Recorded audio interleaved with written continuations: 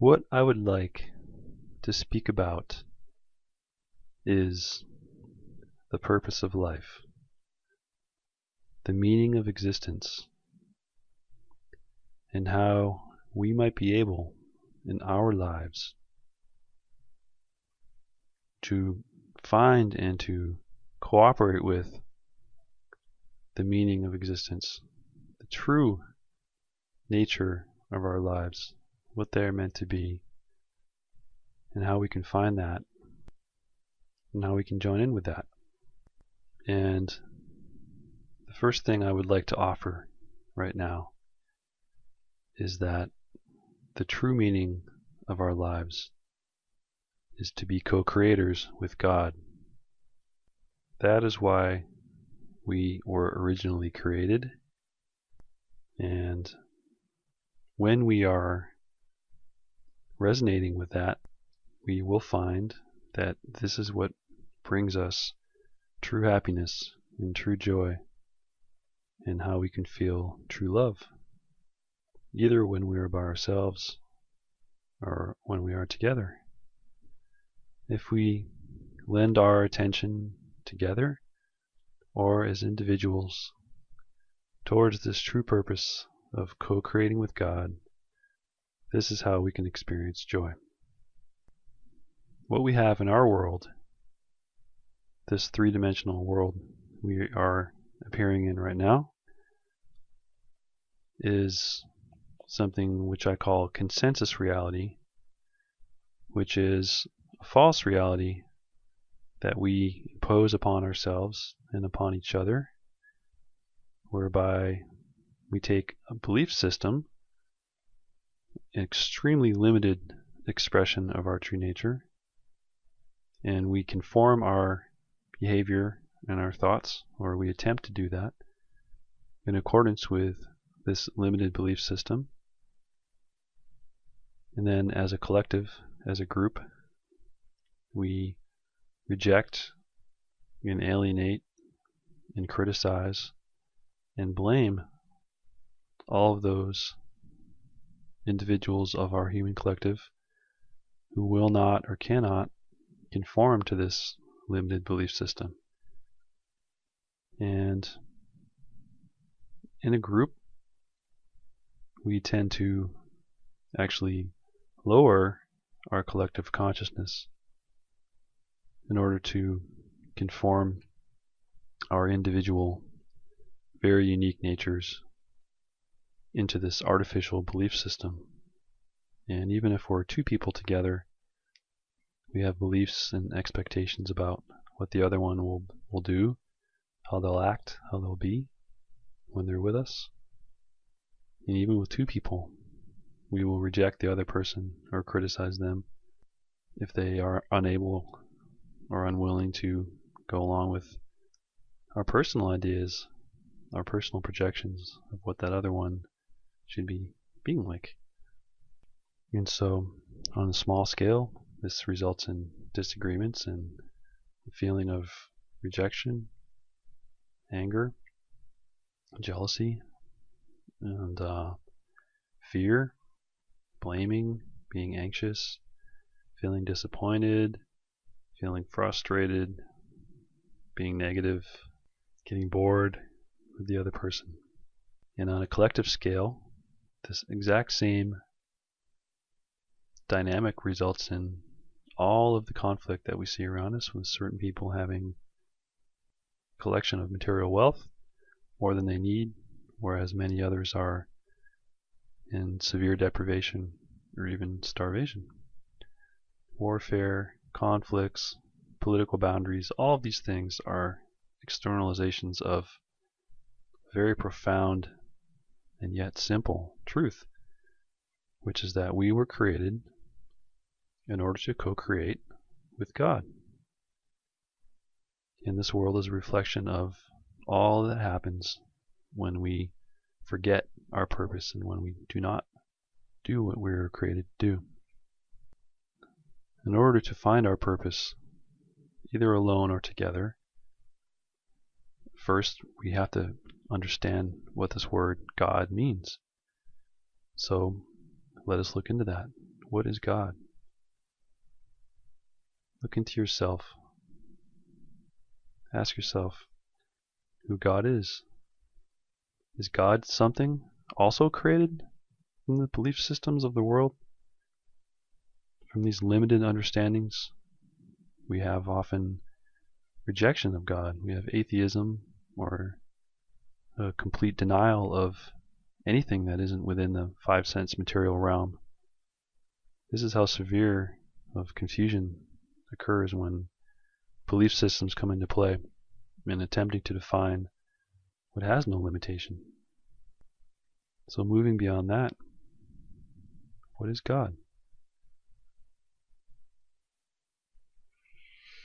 Let us say that God is everything. If belief systems in duality are based on limitation, then God must be not that. God must be what is totally unlimited, undefinable, everythingness. Form has a limit. Form has a size. Therefore, God is spirit. God is something formless. The world has impurities. Therefore, God is something with perfect purity, pristine, all-encompassing totality. Everything in the world is born and dies. Everything in the world comes and goes. Therefore, let us say that God was not born, cannot die, does not come, does not go. Therefore, God must be ever present. God must be every place. There is no place that cannot be permeated with spirit. And so from this pure, formless spirit, I am giving the word God to it. You can call it anything. You can call it spirit, consciousness, everythingness, nothingness, formlessness. All of these words just mean the same thing, which is the pure, formless spirit. And between us and our very limited concrete form, in this pure spirit, this is all emanations arise from that purity to this limitation. And so the Spirit sends many messengers to us, seeking to remind us of our nature and to give us examples of how we can move back to our original purpose, which is to co-create along with God. And these messengers form all the different levels of understanding of Spirit's messengers. Angels, all the religious figures, the saints of the world, in all different forms, all different ways for every human being to be able to understand and relate to. On the lower levels, you might say, you could even put artists, singers, rock stars, rappers, corporate figures, politicians, religious leaders, spiritual gurus, people who live extraordinary lives, who seem to have powers the rest of us do not have. In continuing onward, we can move into the sometimes seen realm, where we have extraterrestrial, so-called extraterrestrial messengers who come from space, who seem to come from no place to some place, arriving sometimes in unusual vehicles that don't exist in our world. They may be able to appear and disappear, and they can do things to us that defy the laws of physics in our world, moving us through walls, bringing us up through tunnels, and so forth. These messengers seem to be able to transcend the laws which define what can and cannot be done within our world. So now I'm giving you a way to understand how to reach up to God, how to reach up to consciousness. It is said by all who have a direct experience that when they are in this realm of pure consciousness, they do not feel apart from it. They feel they are it. So, in the purest sense, we are also spirit. God is not something separate from us, not something judging us, and not something apart from us. It is everywhere, therefore God is within us as well. And so, someone looking upon this world might proclaim that God is also suffering and disease. Did God not make this world? Therefore God must also be those things, the pain and the warfare and the suffering and the death. And yet, when we focus on or experience those things, we feel pain.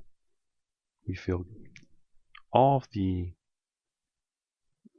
feelings and experiences we do not want that cause us to react and reinforce more pain within ourselves and among each other. And so, therefore, I'm telling you now, those things are not God, although God is in them.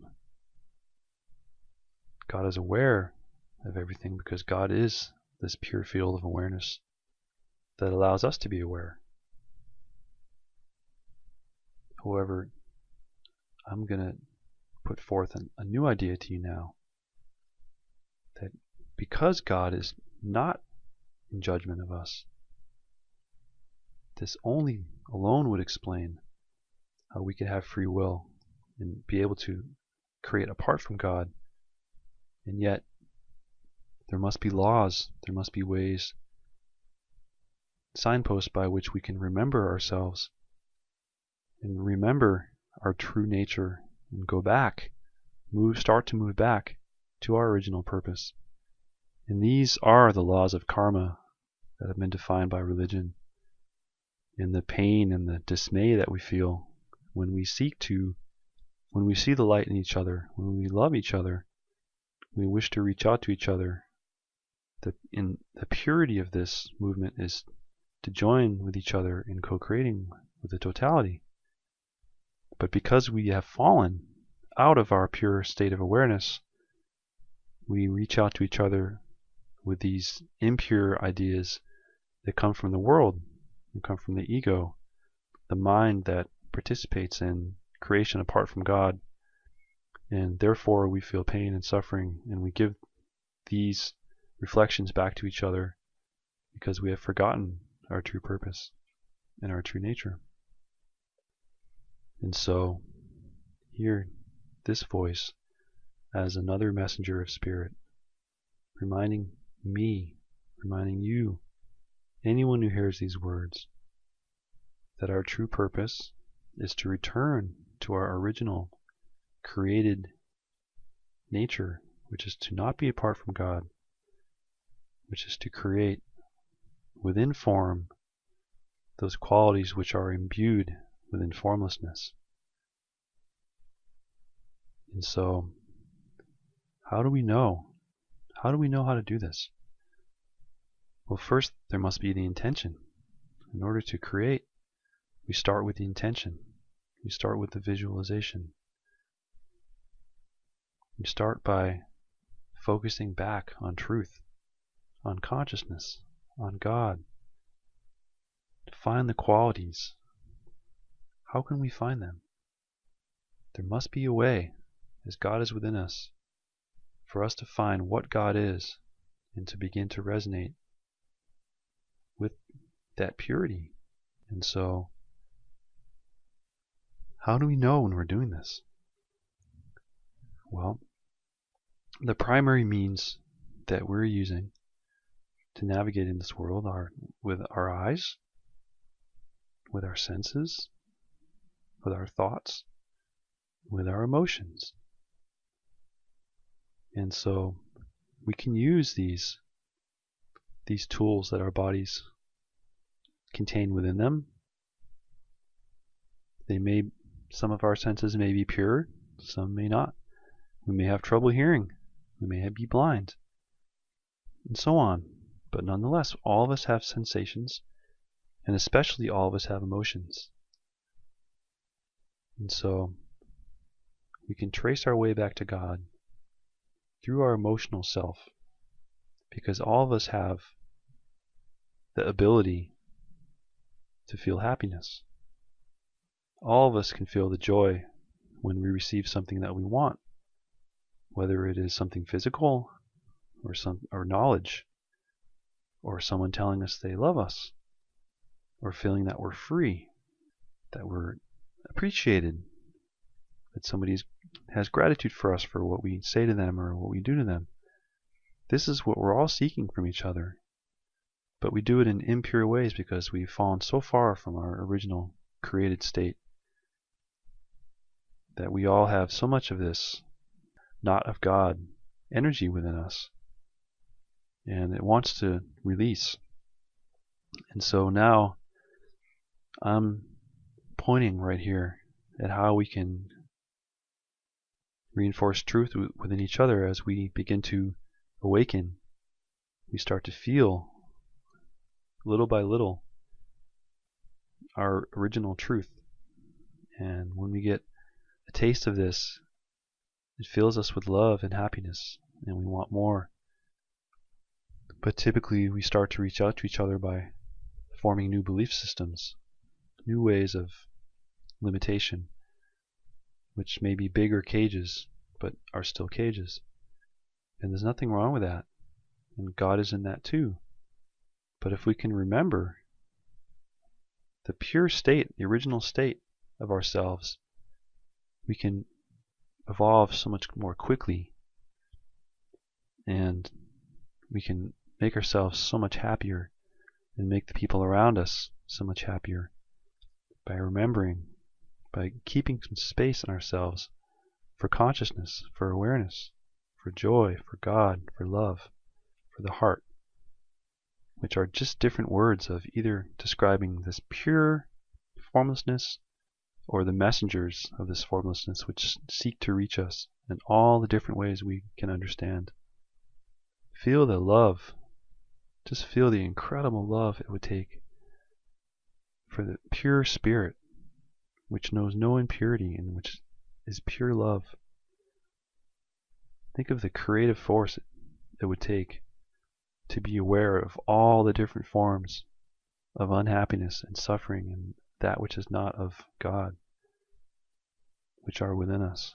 To feel fully all of these things, and to know, to be so creative as to find all the different ways Spirit has found to seek us here where we are, wherever we are, and to bring us back home again.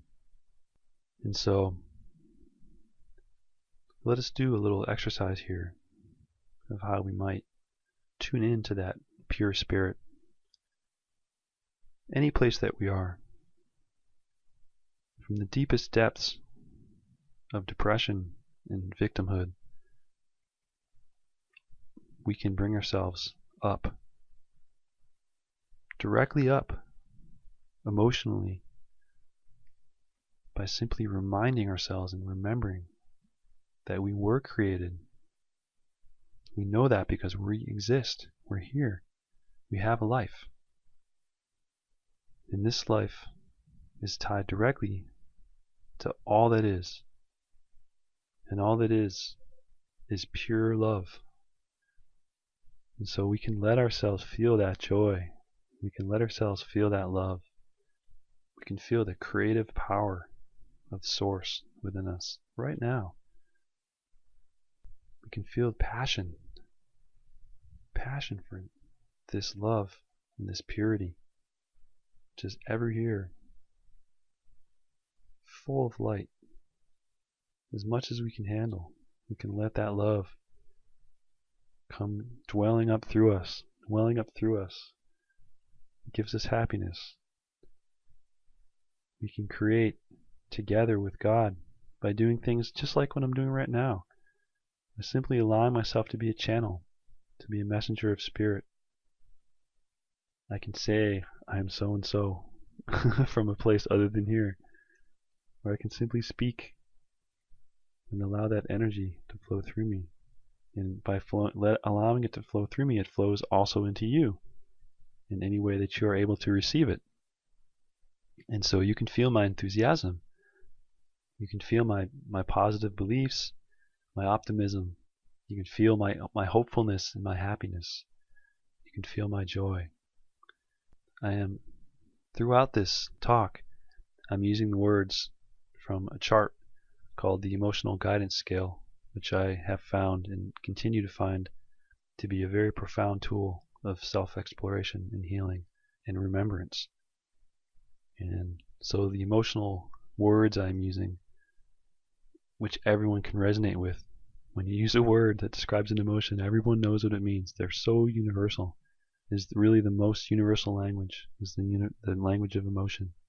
We all feel, and as we awaken, we feel ever more deeply, and we become more sensitive to ourselves and to each other. And it becomes ever more important to surround ourselves with positivity.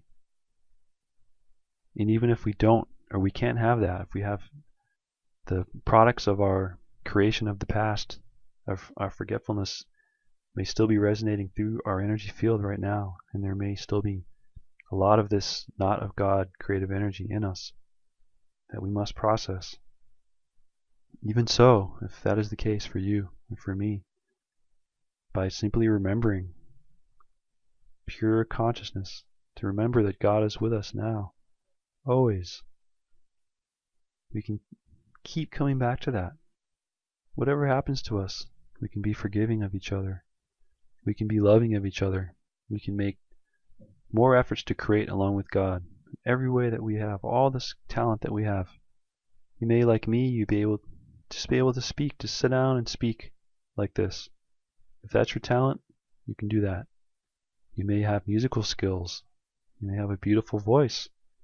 You may be a great artist, or a dancer, or an athlete. All of these, so many different ways that we can inspire each other. You may be wonderful at finding high quality information and sharing that. That may be your way. Just become aware in those moments. Become aware that you are becoming a messenger of spirit. Every moment you're sharing and doing that. Be joyful about this. This is our purpose. This is why we love animals.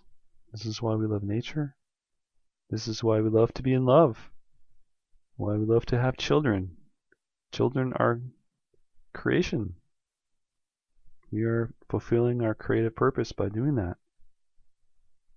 The world being filled with so much of this not of God energy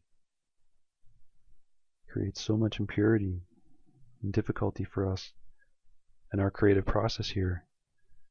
But now I'm telling you, we are beginning to move back towards our original state of creation, back to being beings of light with far, far less limitation. We will do so in accordance with our openness, our willingness, our desire to be liberated from what we now see is not of our true nature.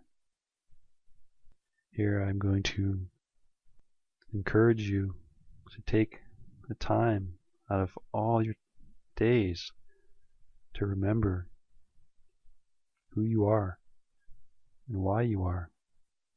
Let us embrace this, both alone and together. Let's remember even to appreciate the difficult situations in our life. They're not caused by situations and people. They're welling up within us. They're this energy that's been trapped within us for so long, coming forth because of our openness. It's coming forth to be acknowledged. We can accept and we can allow the light of God to shine on all the negativity that comes up, all the anxiety, all the difficulties. We can appreciate even that because it's showing us what we are not. It's reminding us that we're moving forward. We're feeling what has held us back for so long. And now we're remembering who we are. Thank you so much for listening to this.